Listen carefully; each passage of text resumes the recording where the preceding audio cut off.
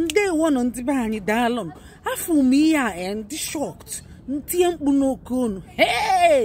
nwee sị ka ngosikwu ya unu biko ụmụ nwoke kwuo na eziokwu ịchọ ịnụ nwaanyị a iwee fụ ihe a okwuche ị ka ga-anụzikwu ya ị ga-eje ahead wee nụbụ ya ka ị ga-aga azụ biko nu kwuo na eziokwu nene na ihe biko nyere m aka gwa apa ama ya kwụọ m ụgwọ biko kwa na apa ama kwụọ ụgwọ ikpo ịlala biko ekwu m na ma ya call gị out but ihe adịgo too much nsizi na ma call gị out ka everybody mara Apama TV biko eji Chineke dị ndụ ayọ gị na ọ bụrụ na ị chọọ ka nwunye gị nụ maka ihe a ọ bụrụ na ị chọọ ka nwunye gị mara kwụọ m ụgwọ nye m ego ikpo ile isi m na ịnalụ ha ana na ị ga-emelụ m transfer up to today ana m eche ka ime transfer imebeghọ transfer up to today m na-akpọ nọmba gị na-akọt kọlụ m na-akpọ nọmba gị na-akọt kọlụ Apama kwụọ m ụgwọ ikpo ịla because eme ngala wee mee mgboro ịtọ ime nke izi nyụọ mee nke ịbụ nyụọ mee nke ịtọ nyụọ ka ihe mee na ịmanyezi m ego ị na-echọ ka m kwuwe ka onye ọbụla anụba ka nwunye gị nukwuo ka mgbe ha bịa sị na nna akọrọ mmadụ out maka igbo onye ala lala beta onyinye hụ m ego ndị ihe nji wee hapụ gị bụ maka na ịbụ celebrity onye ọbụla ama so eburugo m n'obi n'otu ịbụ celebrity na ịma na ịkwụ ụgwọ m ya abụzi ebu m n'obi n'otu ịbụ celebrity na ịma nji m ụgwọ and na ịma like ka m call log out mana ihe emego na 2 weeks ya na ọ na-ejezi 3 weeks 2 weeks na going to 3 weeks Apama kwụọ ụgwọ ikpo ịlala eji Chineke ayọ gị and ebe ọ nọ ka njọba na aṅụkwụ nga amụ n'elu ya ọ bụ na ọ na-ama ṅụrụ ga unu afụgo ka o si wee gaa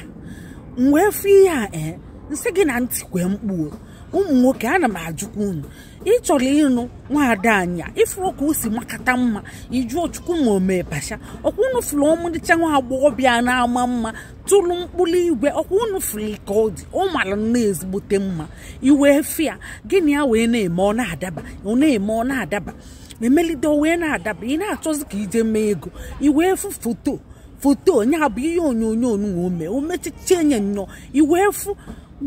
onye nya na ya kwọrọ ikwo kelekwo nya na ya kwọchicha ikwo kelekwo iwee fụ ya o wee kwuchi ihe okwuru ịka ga-anụzikwu ya ọ bụ ebe ahụ bụ my concern achọrọ m ka mmalụ uche ụmụ nwoke na ụmụ ihe anyị na-afụba n'ihu akwụkwọ nke ikpeazụ a biko na ụmụ nwoke achọrọ m mma uche gị gịnị anya na-eme oyi melide oyi wee chọbazie nnọọ ịnụ ya iwee ezu nnọọ foto iwee ezu nnọọ ihe onyonyo anụ kedu ihe ị ga-eme ị ga-anụzikwa ya ka ịma nnu ya ọ bụ ihe nchọ ka mmalụ ọ bụ ebe a bụ my concern ịma ọtụtụ ụmụ nwoke fama na a na-emekwa ihe dị ụnyaahụ mana fa achọrọ na ịma onye gị na ya mee fa welie normal na imelie ya bụ na imeli ịma nwoke anyị ma na ịma nwoke mana anyị amara nwoke ahụ ịma mana kịta ịma nwoke ahụ ụma o nwee ike ọ bụrụ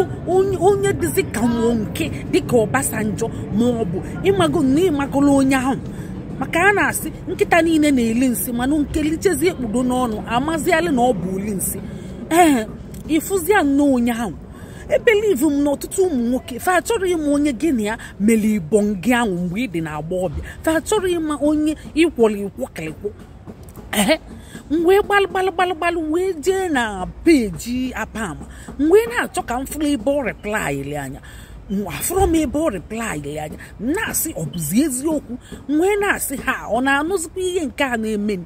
na-asị ọ bụ egwuregwu ọ bụkwala egwuregwu unu kwụsịkwa ya ọ bụkwala egwuregwu unu kwụsị ya ihe a bụ ọkwa ịma na nwunye efu ihe a ọ bụkwa di na ọgbara ọsọ ịma na ụmụ nwaanyị fa na-agafe afụcha fa eme anya ka na fa ụmụ nwaanyị na-agafe afụkwa onye ya na difa kwọrọ ekwo ome anya ka ọ fụrụ ya mana ọ ga-agbanye na mbọ nke a bụkwa imebi ezinụlọ ọ ya agbanye na mbọ o nwee ike ikpeazụ si mgbe Apama meziri obele ihe ka nwunye ya ga-agwa ya na ọkwa ifuru ihe anyị mee na ma echezuru ya ọkwa ifuru ya ọ bụla egwuregwu unu kwụsịkwa ya o wee bụrụ na ọ bụ eziokwu onye mere ihe kwesịrị na ịkwụ ụgwọ maka na ị bụ papa mmadụ imechezie ihe ịkwụrụ ụgwọ ọ dịkwa egwu ndị be anyị ụmụ